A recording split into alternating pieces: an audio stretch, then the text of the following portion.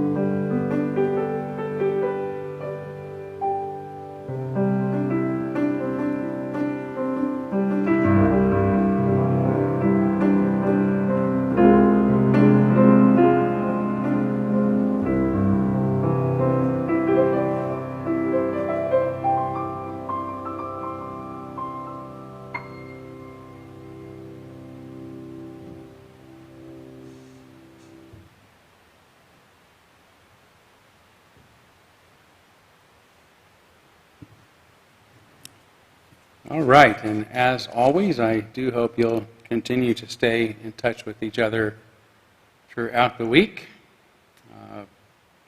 And there is a light at the end of this tunnel. It's still going to take some time, but at least we can see there's some promising responses coming up with some vaccines that have been very effective. So look forward to those being distributed.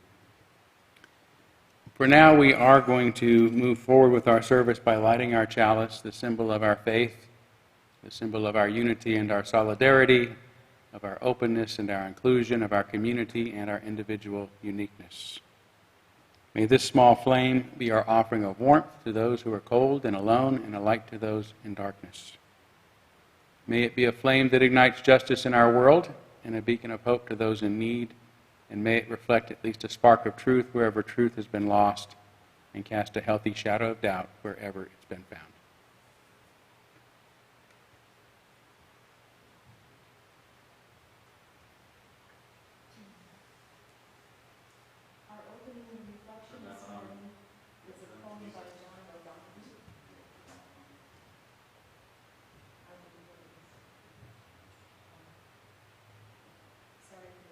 Difficulties. Our opening reflection this morning is a poem by John O'Donohue from his book, To Bless the Space Between Us. For presence. Awaken to the mystery of being here and enter the quiet immensity of your own presence. Have joy and peace in the temple of your senses. Receive encouragement when new frontiers beckon. Respond to the call of your gift and the courage to follow its path. Let the flame of anger free you of all falsity. May warmth of heart keep your presence aflame. May anxiety never linger about you. May your outer dignity mirror an inner dignity of the soul.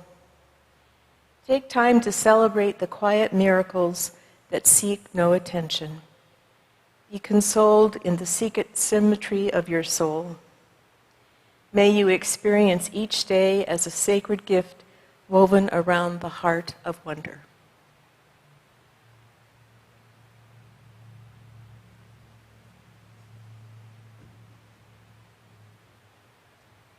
Thank you, Lisa, for those beautiful opening words. And we are now going to kindle our candles of care. For those who are most on our hearts and minds on this morning, I did not receive any special requests for candles this week, but I know that there are an awful lot of people on all of our minds and hearts these days. So let's take a moment of silence to think of those, and as always, wherever you're at, you're welcome to name them aloud at this time.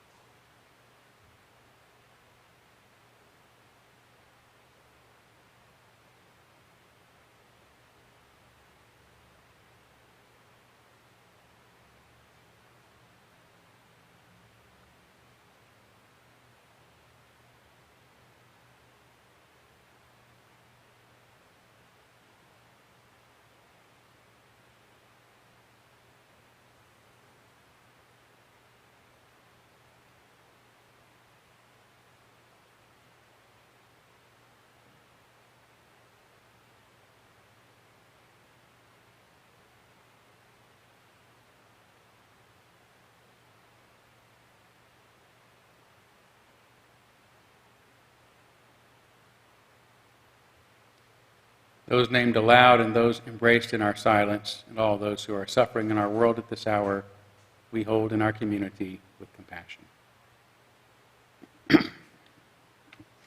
We do have a special collection for November, and our Social Justice Coordinating Council made a very good suggestion that we, at least during this time of COVID, when we're either mailing in our contributions or giving them online, that we can go ahead and keep the special collection open throughout the month. So we are, November's official special collection is for NAMI, and NAMI of Spokane. That's the National Alliance of Mental Illness, and its mission is to improve the quality of life for those impacted by mental illness by providing advocacy for coordinating delivery of education, support, and recovery. It's estimated that 1 in 5 Americans live with some form of mental illness or mental health condition. And that, of course, also impacts those of us who may not have a condition but love those who do and have them as part of our lives. And so this is something that all of us deal with in our society. So NAMI is, of course, an incredible organization for helping us through this. So if you want to support this work, you can, as usual, mail your check to the church. Just be sure and put special collection and today's date in the memo line. Or you can donate by simply going to our church website, hit the donate section, and make your donation in the special collection field. And again, if you will, just put today's date, 11/15/2020. Thank you all so much for your generosity and compassion in advance. Okay, it is now time for our story for all ages. So let's hop to it. Hint, hint.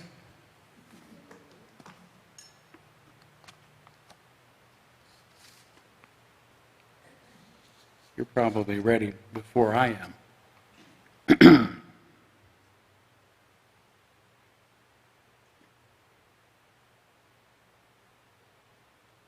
Okay, looky here. My goodness, I don't believe that we have actually met you before. What is your name? Hermit the Frog. Kermit the Frog? Hermit the Frog. Oh, okay. Sorry, Hermit, I misheard you. I'm used to it. Everyone knows Kermit the Frog, but nobody knows who I am. Well, your name does sound an awful lot like Kermit, the most famous frog ever. Don't rub it in. My whole life, everyone has compared me to that guy. Even my parents wanted me to be like him. Oh, gosh. Well, is that why they named you Hermit? Yes, but I was never good enough.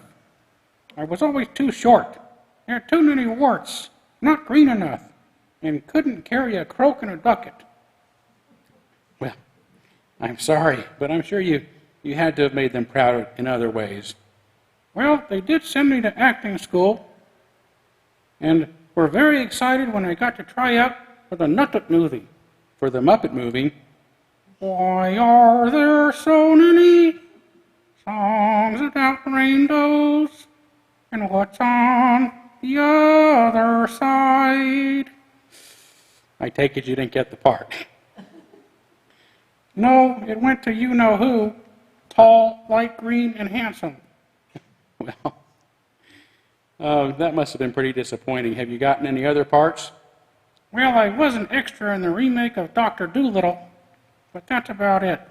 Let me ask you, Hermit, do you really want to be an actor? No, but that's what my parents want me to be.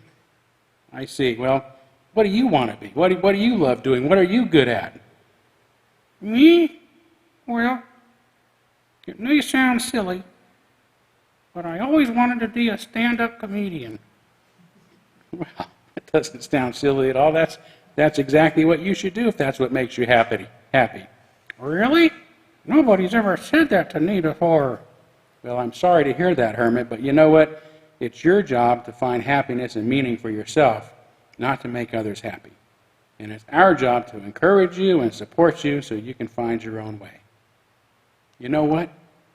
How about you give us a little sample of your stand-up comedy right now? Really? Right now? Really, right now. Okay, here goes. Did you know I had to hop all the way here this morning? No, why's that? My car got towed.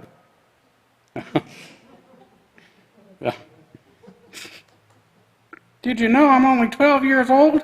Really? You seem a lot older than that. That's because I was born on leap year. Okay. I had to stop reading the newspaper. How come? All I wanted to do was rip it, rip it. Well, how do you stay informed? I don't. I keep jumping to the wrong conclusions. Well, you know, you're pretty funny, Hermit. But that reminds me, you know, time does fly when we're having fun.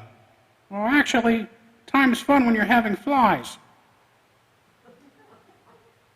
Well, in any case, we probably need to let you go so we can get back to our service. But it sure has been good meeting you, and thanks for leaving us with such great laughs. Thanks for letting me be myself. Well, you're always welcome to be yourself here at the Unitarian Universalist Church of Spokane, Hermit. Just one more joke. Okay. Knock, knock. Who's there? Toad. Toad who? I told you already. Thanks, Hermit, and good luck with your stand-up comedy. I totally loved it. All right. We'll have to bring Hermit back sometime. He's pretty fun.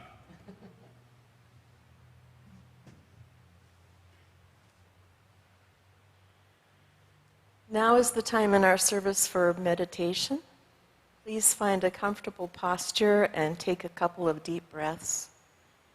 We enter this space with this poem by Alexis Rotella, entitled Purple. In first grade, Mrs. Lohr said my purple teepee wasn't realistic enough, that purple was no color for a tent, that purple was a color for people who died, that my drawing wasn't good enough to hang with the others. I walked back to my seat, counting the swish, swish, swishes of my baggy corduroy trousers. With a black crayon, nightfall came to my purple tent in the middle of an afternoon. In second grade, Mr. Barta said, draw anything. He didn't care what. I left my paper blank, and when he came around to my desk, my heart beat like a tom-tom. He touched my head with his big hand, and in a soft voice said, the snowfall, how clean and white and beautiful.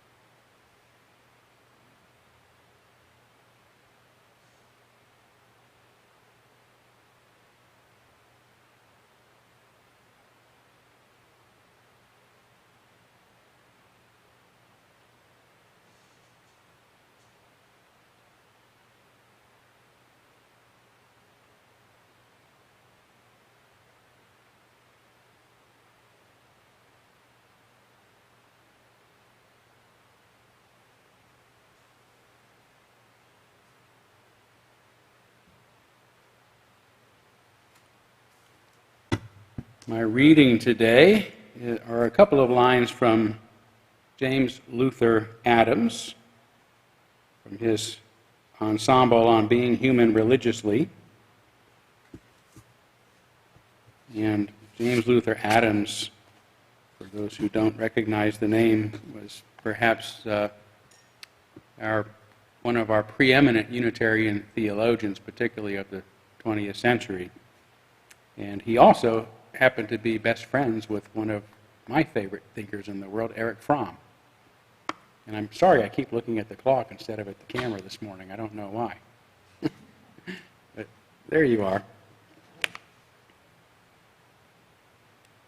A major principle of religious liberalism is that all relations between persons ought ideally to rest on mutual free consent and not on coercion.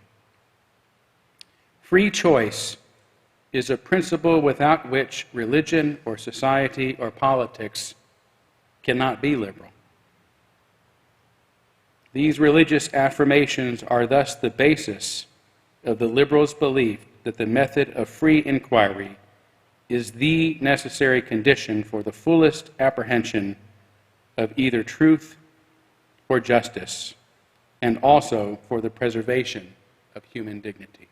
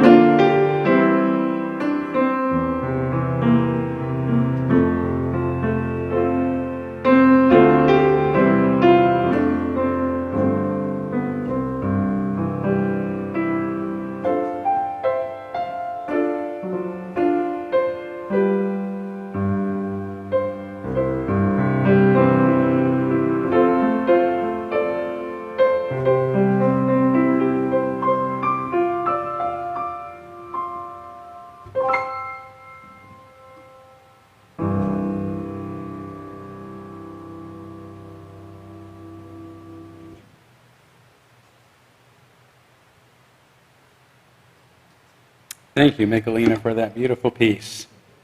A theme from the movie The Champ. Yes. I love that movie, but I've only watched it twice in my life because it makes me cry. Every time. I can't do it. Ricky Schroeder's amazing in that movie, and John Voight, who happens to be making me cry in other ways these days, too.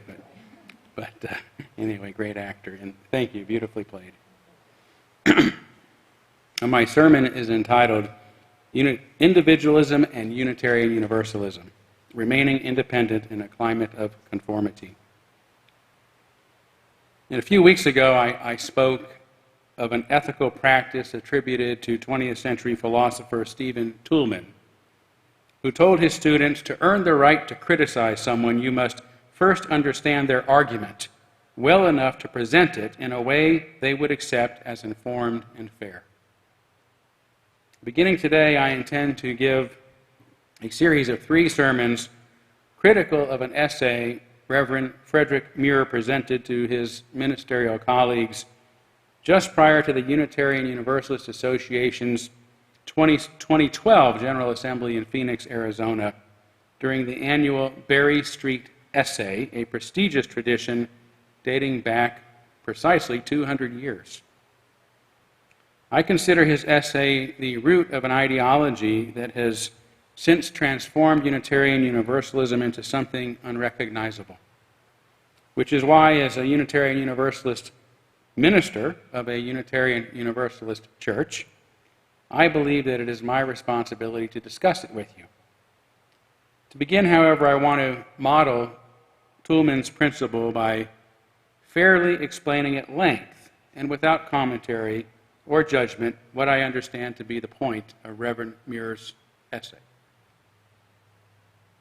His essay, entitled From I-Church to Beloved Community, Ecclesiology and Justice, about the future of Unitarian Universalism, begins by pointing out our stagnant membership numbers. In spite of being a justice-seeking faith, in spite of the ministries to which we are committed, in spite of the marketing we have done, he says, we have not grown. Rather, our religion is at a tipping point, he says, and if we don't recognize it and respond accordingly, we will not be a religion of the future. Additionally, Muir says, there is a confluence of other factors that have led to a perfect storm that we have failed to recognize. Chief among them is the U.S. Census Bureau's prediction that by 2042, members of racial and ethnic minorities will make up a majority of the country's population. From this, he concludes that if Unitarian Universalism continues to maintain its North Atlantic look, as reflected in our demographics, theology, and epistemology, it will grow more cut off from the U.S. population unless we start reflecting our society's true diversity. He further points out that according to much research, the nones, N-O-N-E-S, the nones, those who indicate that they have no religion, are the fastest growing religious identity group in the U.S.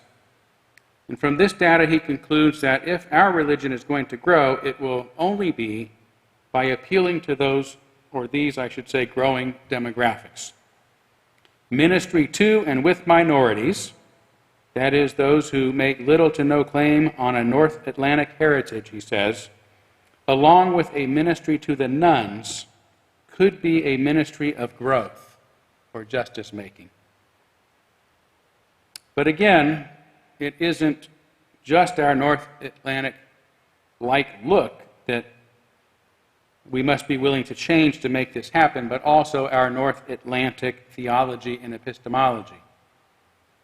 Fundamental to our future, he says, is recognizing that our way of faith, from its ministry to its members, has been supported and nurtured by a trinity of errors, leading not only to ineffectiveness, but to an inability to share our liberating message.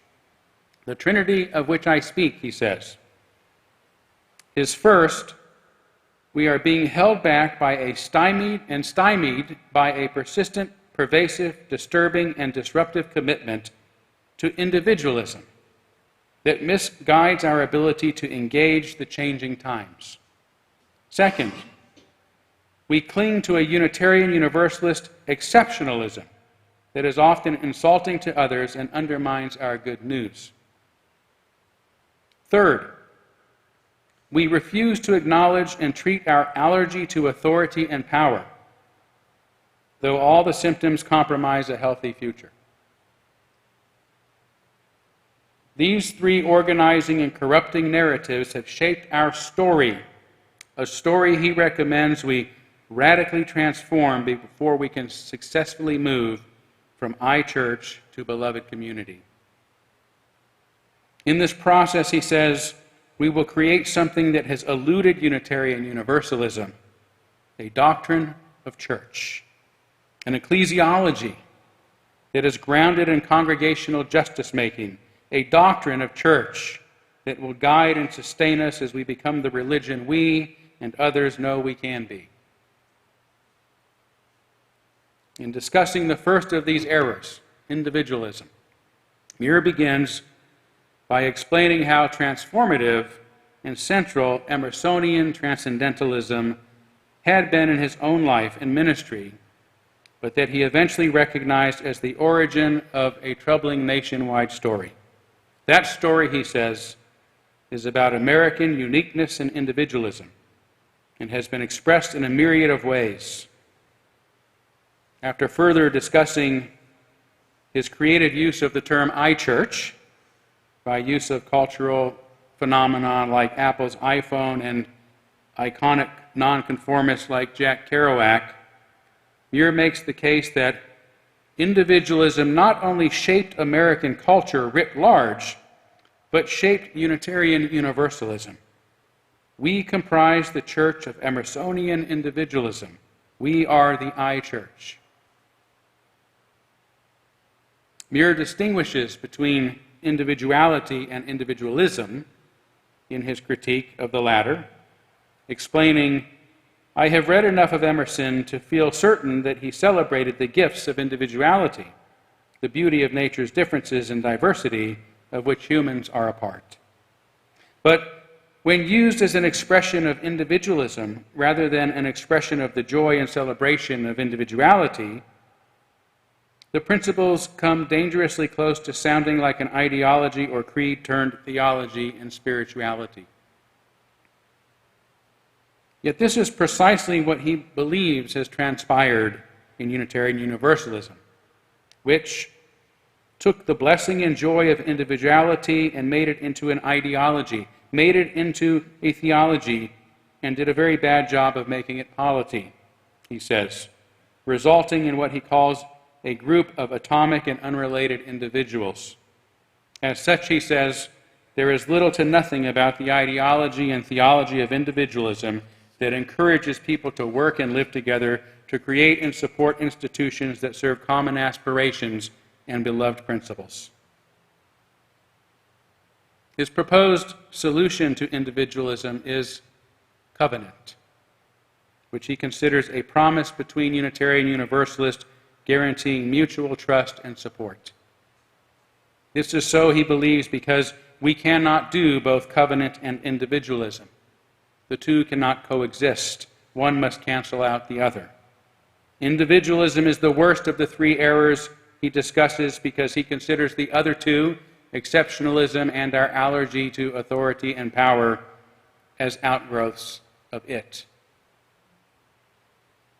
He explains his meaning of exceptionalism as the belief that Unitarian Universalism is a faith shaped by perceptions, ideas, intuitions, and ambitions, which posits, among other things, that our way of religion is uniquely virtuous, uniquely powerful, uniquely destined to accomplish great things, and thus uniquely authorized to act in ways which Unitarian Universalists would object if done by other ways of faith.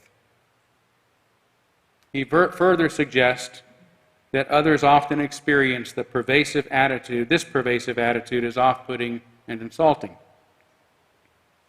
Where there is a source of pride, personal or community truth, embellishment, anger, clarification, or strangely enough, welcoming, he says, we hear the inflection of Unitarian Universalist exceptionalism from the pulpit, from newcomers' classes, from Sunday greeters, from those who are earnestly trying to explain our way of religion as uniformed, or to the uninformed, I should say.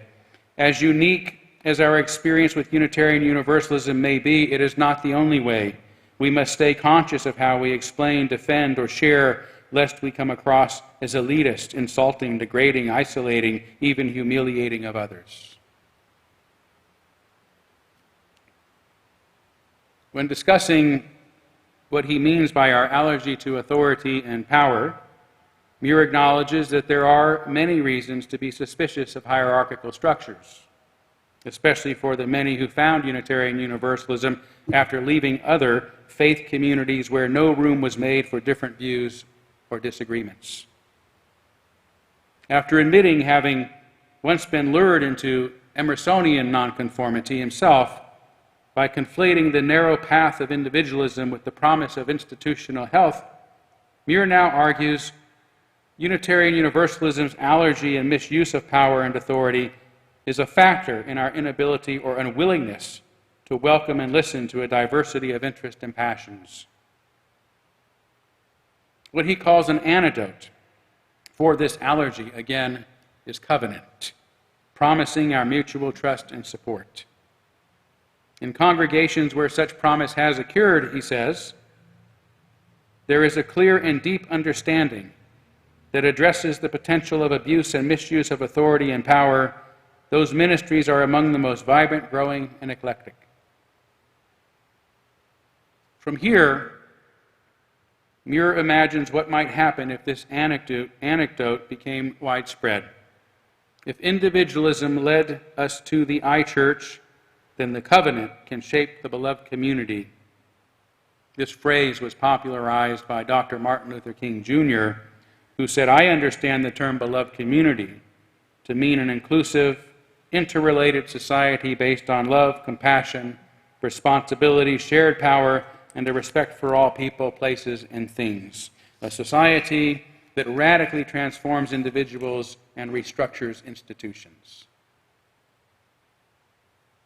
Such institutional change will begin, Muir posits, by creating a new story about who we will be and who we are becoming, that speaks not only of our historical commitment to social justice outreach, but with congregational justice in reach.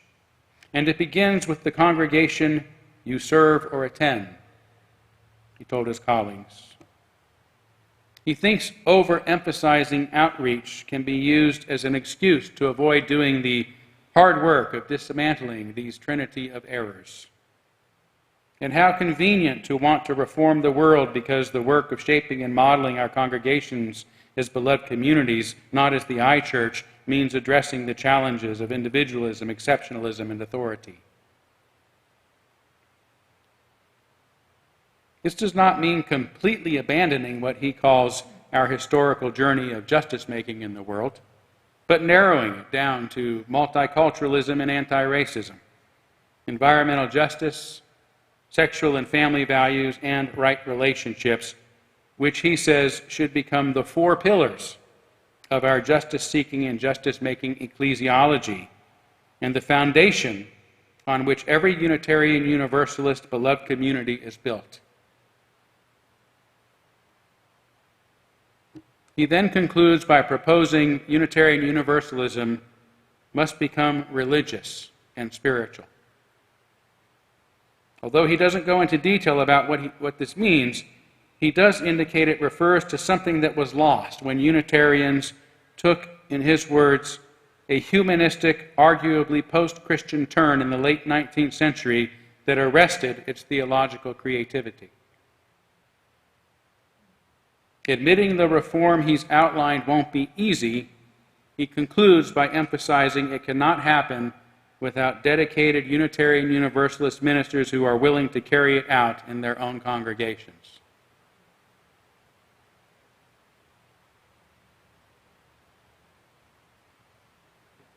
Having now done my best to fairly explain his position, I should add that I don't recall ever having had the privilege of meeting Reverend Frederick Muir, although I admire his courage in presenting such a challenging view of Unitarian Universalism to his colleagues, an activity that is increasingly frowned upon these days. I would also point out that I am in agreement with Muir regarding his view that exceptionalism and anti-authoritarianism are outgrowths of individualism. A society that does not believe in individual freedom and expression, which as a belief is an ism, an individualism, will allow few to stand out as exceptional and must suppress any signs of anti-authoritarian behavior. Beyond this, there is much I disagree with, including a few logical fallacies, non sequiturs, and unsupported conclusions that we won't delve into. I will focus rather on what I consider to be the most pertinent areas of disagreement. Firstly, I disagree that the growth of its membership should be the most crucial concern of the Unitarian Universalist Association, especially if growing requires us to fundamentally change who we are. I have no issue with us becoming less North Atlantic looking, as Muir puts it, which I believe it has been doing quite naturally on its own. As I mentioned in the Gadfly papers, the same surveys Muir cites about religion in America inform us the number of white members in the UUA decreased from 90% to 75% between 1990 and 2008, as the number of non-white members increased 11 to 25%. That's a 14% increase compared to an 11% increase in the U.S. overall. Today, according to a Pew Research 2015 study, membership among Unitarians and other liberal faiths is now 78% white, which is on par with the makeup of the rest of the U.S. population in general. But the suggestion we must also change our theology and epistemology must not be overlooked, because it would require us to become something utterly different than what we are. If this is what it takes, then it wouldn't really be Unitarian Universalism that's growing, but the different thing that it has become. Theologically, Unitarian Universalism is a non-theistic religion. And this doesn't mean its individual members don't have beliefs in God. Many of them do. It means rather that we are not bound together by a particular or common belief about God. That's not why we're part of this church. It's non-theistic. We're not defined by one theological idea. Epistemologically, we are Enlightenment thinkers, meaning that having the freedom to think and speak for ourselves is our categorical imperative. If this were to change, there would be little reason for many of us to remain Unitarian Universalist.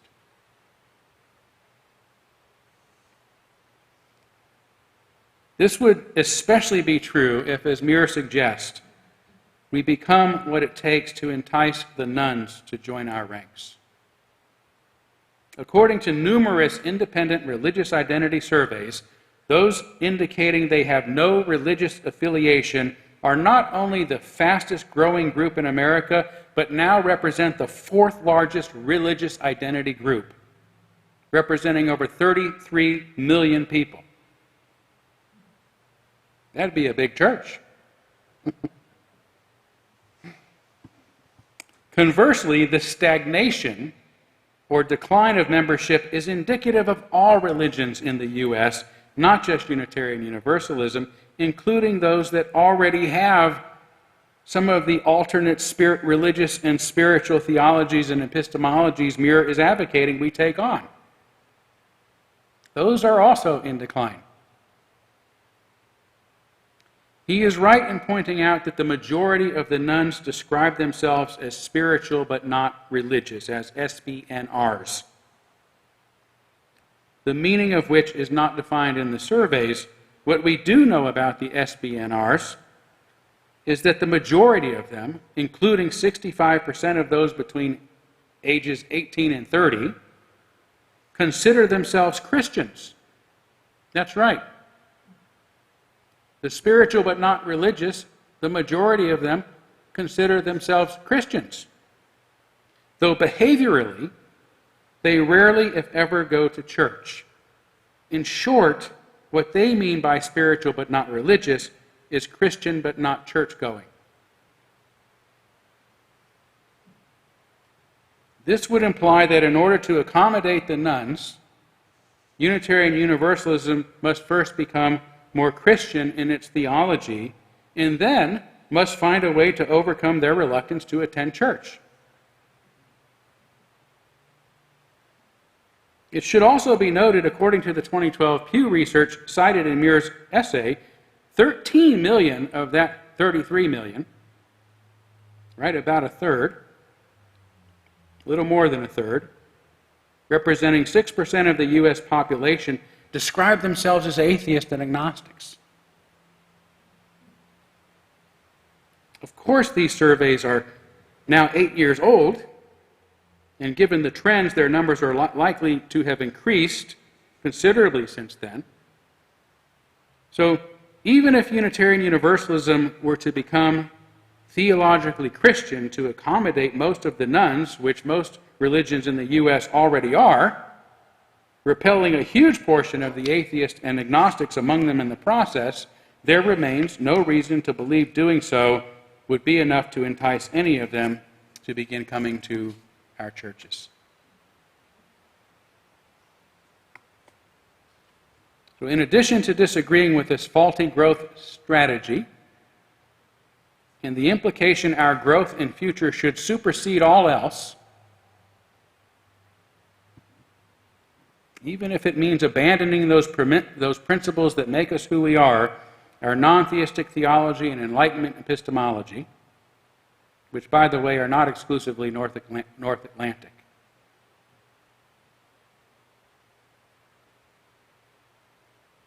Right? Buddhism is a non-theistic religion.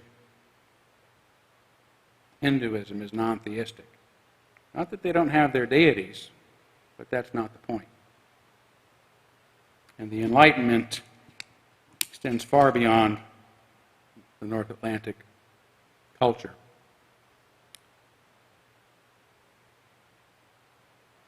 I fundamentally disagree that individualism, exceptionalism, and our aversion to authority and power are in error, or are our errors. Rather, I consider them our strengths, if not our definitive strengths. Individualism especially is an outgrowth of our Enlightenment heritage, though not what Muir describes as a group of atomic and unrelated individuals who have no reason to cooperate. The individualism I'm talking about refers to a group of communities bound by a shared commitment to secure and support the freedoms of all individuals. This, I believe, is the common belief, the ism that has traditionally held our communities together, and in my experience, it has fostered meaningful relationships between our members, not resulted in those Muir says give us no reason to work and live together, or to create and support institutions that serve common aspirations and beloved principles. For me, we don't need to become religious and spiritual because our commitment to the freedom and flourishing of every individual is our religion and spirituality. And that does make us exceptional.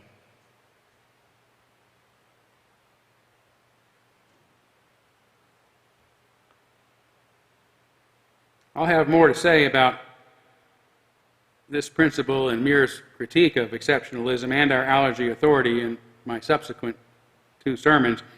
But I want to wrap up by explaining why I find it so important to discuss an essay that most Unitarian Universalists have probably never heard nor even heard of.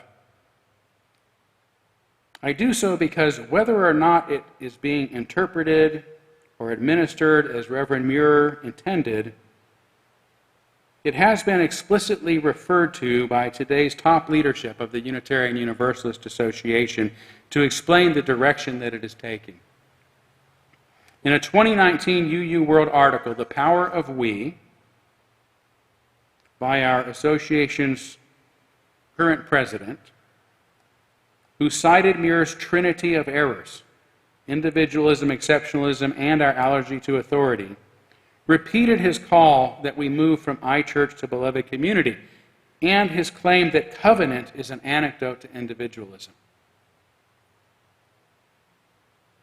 The following October, a Pacific Northwest UU religious region newsletter also contained an article further using Muir's language by promoting what it called our congregational shift from I to we.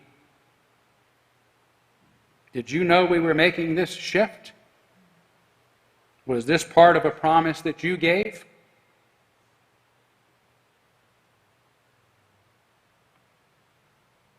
regardless of how well intended Muir is, and I have no doubt that he is. I can tell you firsthand that his solution to individualism, covenant, is being used like a battering ram to suppress individuality and its expression. After a year of nebulously being accused of being out of covenant for having written a book that some dislike, I know what I'm talking about. Covenant has become a euphemism for suppressing free thought, free speech, and dissent in our religion, which is the real violation of our promise to each other.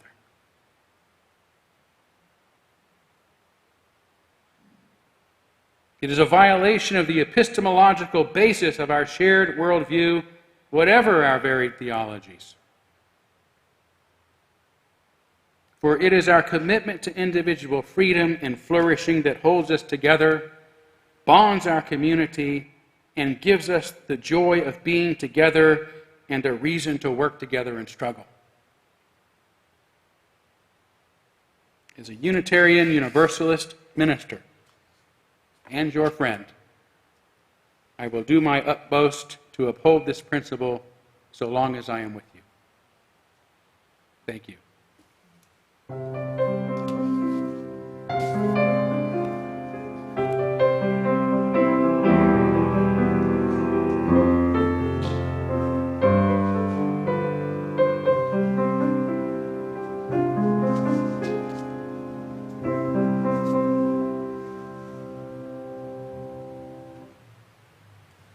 Well, without our words on the screen, I may be soloist a bit today.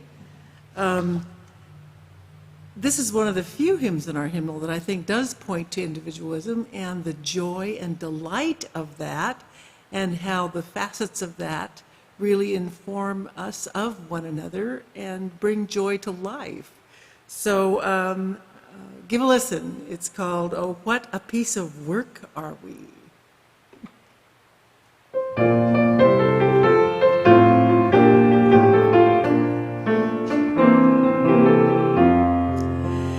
Oh, what a piece of work are we, how marvelously wrought, the quick contrivance of the hand, the wonder of our thought, the wonder of our thought. Why need to look for miracles outside of nature's law? Humanity we wonder at with every breath we draw, with every breath we draw.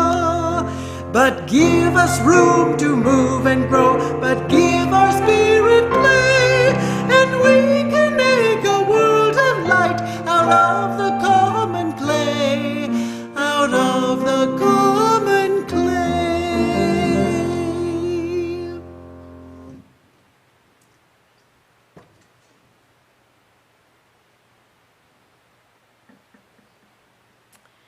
As individual and unique as we each are, we are connected through the bonds of love and time. Sometime during this week, examine your own fingerprint pattern, maybe after you're washing your wonderful hands. These words are by Bill Knott.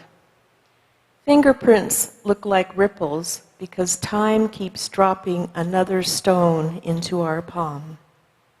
Amen, blessed be, salam alaikum, and shalom.